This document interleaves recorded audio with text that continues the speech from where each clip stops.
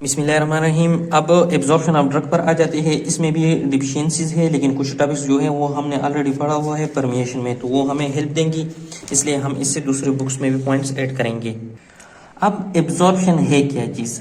जब एक ड्रग अपने साइट ऑफ एडमिनिस्ट्रेशन, लेट से हमने एक ड्रग ओरली लिया है, वो पहले आ जाएगा जीआईटी में, स्टमक में आ गया, कुछ एब्जॉर्प्शन यहाँ होगा, लेकिन मेन एब्जॉर्प्शन स्मॉल इंटेस्टाइन में होगा, और फिर यहाँ से ये एब्जॉर्ब हो जाएगा कहाँ पर? ब्लड स्ट्रीम में। यहाँ पर ब्लड स्ट्रीम क्या है? पोर्टल वेन है। जब ये यहाँ पर पहुंच जाए ना जीआईटी से, इसको कहते हैं blood drug absorption. Site of administration से जब ड्रग ट्रांसफर हो जाए ब्लड स्ट्रीम में, फिर इनके कुछ फैक्टर्स होते हैं जो इसमें चेंज लाते हैं। सबसे पहला फैक्टर जो है वो लिपिड सॉल्युबिलिटी है। हमने पहले ही परमिएशन में पढ़ा था कि जब एक ड्रग ज्यादा लिपिड सॉल्युबल हो और लेस वाटर सॉल्युबल हो, उसको हम कहते हैं कि इसकी लिपिड वाटर पार्टीशन कोएफिशिएंट ज्यादा है, और ये बहुत इजीली मेम्ब्रेन पास करेगा, यानी कि एब्जॉर्ब होगा। जाहिर बात है यहाँ पर ये मेम्ब्रेन ही पास करेगा जीआईटी की और पोर्टल वेन की। और इसकी अपोजिट क्या होगा? अगर एक ड्रग मोर वाटर सॉल्युबल है, लेस लिपिड सॉल्युबल है, तो उसकी फिर जो लिपिड वाटर पार्टीशन कोएफिशिएंट होगा वो कम होगा, और इसकी एब्जॉर्प्शन भी रैपिड नहीं होगी, कम होगी। यानी कि इसको डायरेक्टली प्रोपोर्शनल है। सरफेस एरिया को भी डायरेक्टली प्रोपोर्शनल है। जितना सरफेस एरिया ज्यादा होगा उतना एब्जॉर्प्शन ज्यादा होगी। जिस तरह स्मॉल इंटेस्टाइन में एब्जॉर्प्शन ज्यादा होती है क्योंकि यहाँ पर सरफेस एरिया ज्यादा होता है एज कम्पेयर टू स्टमक, क्योंकि स्टमक का सरफेस एरिया कम होता है। यहाँ पर डिफरेंट विलाई माइक्रोविलाई होती है। इसके अलावा आ जाते हैं वास्कुलरिटी इन ब्लड फ्लो। जहां पर ब्लड वेसल्स ज्यादा होंगे वहां पर एब्जॉर्प्शन भी ज्यादा होगा, यहाँ पर भी डायरेक्टली प्रोपोर्शनल है। और जिस ऑर्गन को ब्लड फ्लो ज्यादा जाएगा उसमें भी एब्जॉर्प्शन ज्यादा होगी, जिसकी मिसाल ये है कि ब्रेन, लिवर एंड किडनी में एब्जॉर्प्शन का रेट रैपिड होता है और ज्यादा होता है, क्योंकि यहाँ पर ब्लड फ्लो एंड वास्कुलरिटी ज्यादा होती है। फिर इसके बाद आ जाते हैं कंसंट्रेशन। इसके लिए हमने परमिएशन में फिक्स लॉ पढ़ा हुआ है।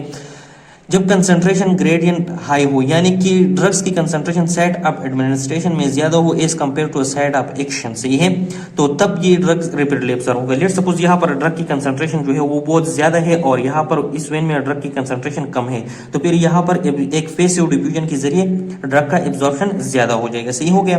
फिर आ जाते हैं फॉर्म ऑफ द ड्रग। इसका मतलब क्या है? अगर एक ड्रग गैस फॉर्म में हो उसका एब्जॉर्प्शन इजीली होगा, फिर लिक्विड फॉर्म में थोड़ा मुश्किल से होगा, और सॉलिड फॉर्म में इससे ज्यादा मुश्किल होगा। तो इसका ऑर्डर ये हो गया। फिर आ जाते हैं पार्टिकल साइज पर। इसको इनवर्सली प्रोपोर्शनल। अगर ड्रग के मॉलिक्यूलर वेट ज्यादा है, उसके मॉलिक्यूल्स की साइज ज्यादा है, तो उसकी एब्जॉर्प्शन कम होगी, क्योंकि ये डिफरेंट पोर से पास होगा, इसी वजह से। सही है। फिर आ जाते हैं रूट ऑफ एडमिनिस्ट्रेशन। जाहिर बात है जो हम इंट्रावेनस देते हैं वो डायरेक्टली ब्लड में आ जाती है, उसके लिए एब्जॉर्प्शन की जरूरत ही नहीं होती, इसलिए उसकी बायो अवेलेबिलिटी 100% होते हैं।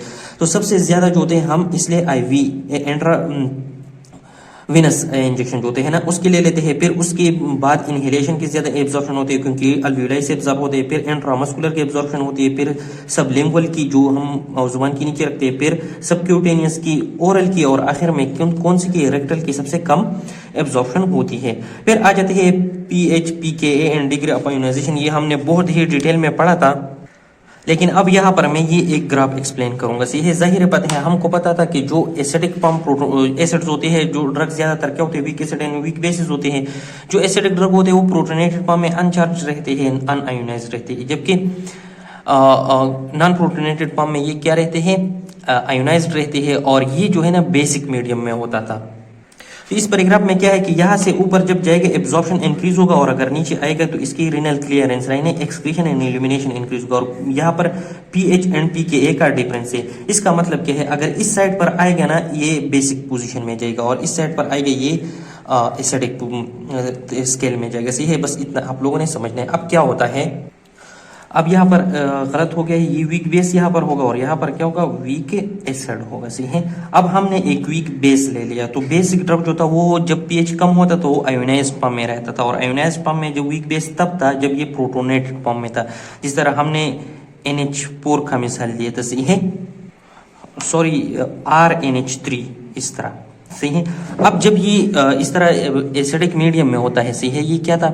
ये आयोनाइज्ड था। जब हमने इसकी कंसंट्रेशन को, मीडियम को चेंज करते रहे, सही है, बेसिक तरफ, तो ये इसका कंसंट्रेशन इस तरह होता जाता था। ये ग्राफ इस तरह बन गया। इसका मतलब क्या है कि इसकी एब्जॉर्प्शन तो एक तरफ इंक्रीज होती थी, सही है, लेकिन उसकी क्लियरेंस डिक्रीज होती है, क्योंकि क्लियरेंस यहाँ पर नीचे की तरफ इंक्रीज होता है। सही है। तो ये बात हो गई बेसिक ड्रग की। अब एक वीक एसिडिक ड्रग है हमारे पास, उसमें क्या होता था कि ये क्या होता था? अनआयोनाइज्ड था, आयोनाइज था बेसिक मीडियम में। तो जब इसकी ग्राफ हमने देखे तो ये इस तरह बन गया। 9 आयोनाइज फॉर्म में गया जब ये एसिडिक मीडियम में आ गया।